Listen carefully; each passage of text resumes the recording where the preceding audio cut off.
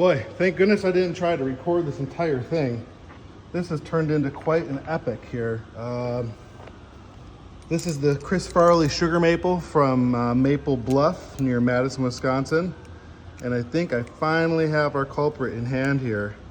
This is a lot of digging. Oh, come on now. Come on.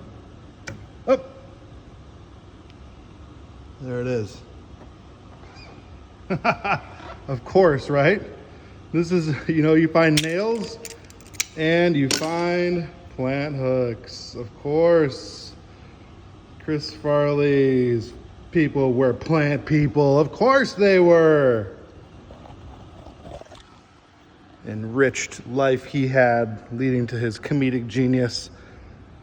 Clearly, this plant hook had a lot to do with it.